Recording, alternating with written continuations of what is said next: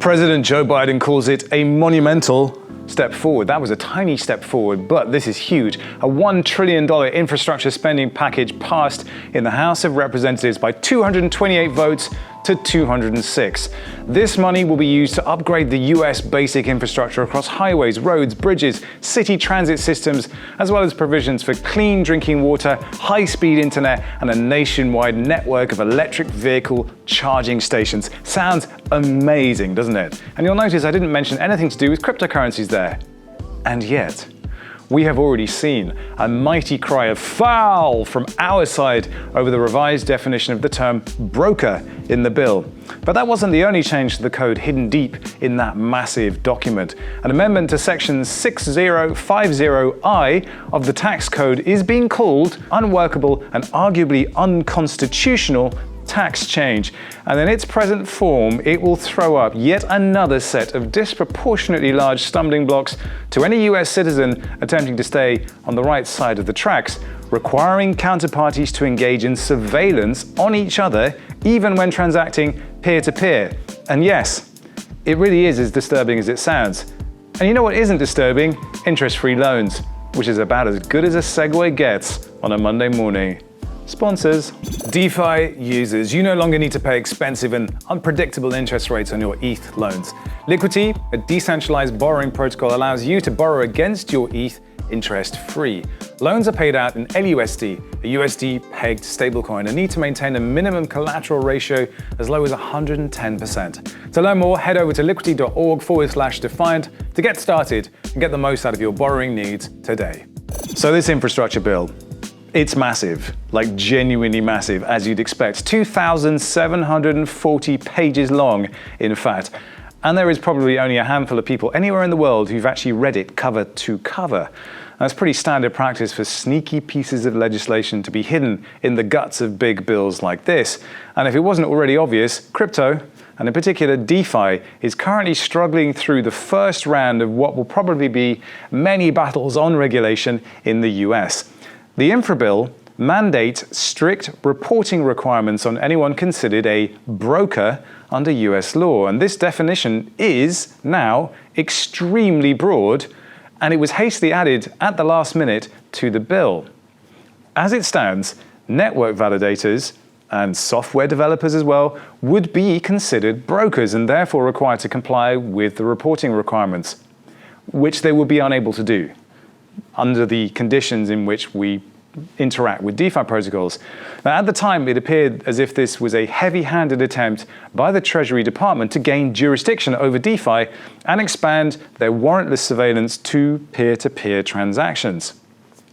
Now that the bill has passed, a quote-unquote broker transferring a digital asset from their account to one which is not a broker is required to report the details of that transaction. And the phrase digital assets has now been added into section 6050I of the tax code, which looks like this.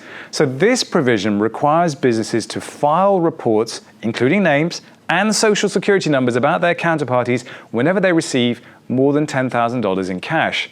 The addition of that phrase, digital assets, means cryptocurrencies and NFTs will also be subject to the same reporting requirements, which means this and this are considered cash. Recipients must verify the sender's personal info, then sign under penalty of perjury and send a report to the government within 15 days.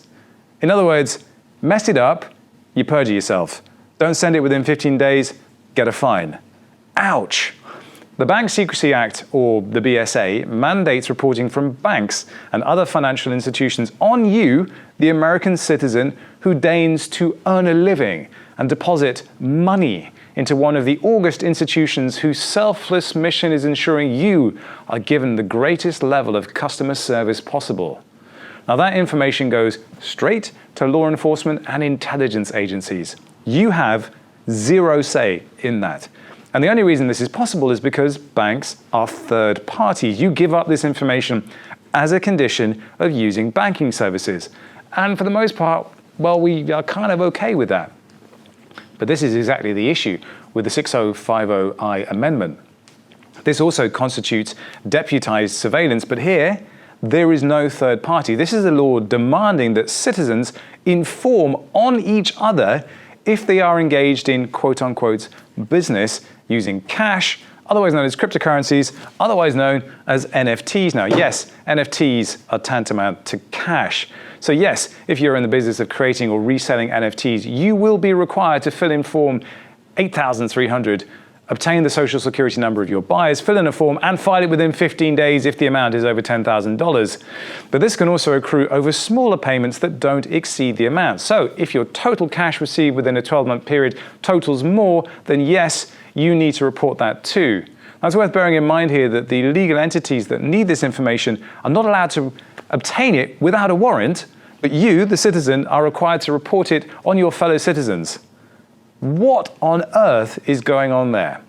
Now, before you up sticks and move out of the US, it's worth bearing in mind that this does not come into effect until 2024. So there's time for our own advocates to exert pressure from our side and lobby for more clarity and more common sense. But it remains to be seen whether we will even get any. Battle lines are being drawn, and NFTs have now been drawn into the firing line as well. So what will you do? If you'd like to follow this debate in more detail, then I'd recommend getting acquainted with the Coin Center blog, and in particular, Peter van der Valkenburg.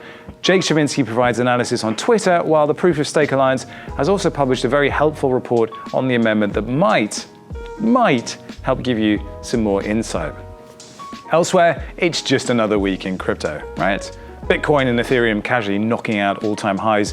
Axie Infinity doing the do-ron-ron, and more on that in tomorrow's tutorial. Don't get scared by this regulation talk.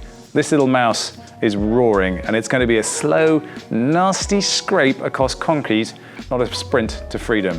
Enjoy your week. Enjoy these. I'll see you on the next one.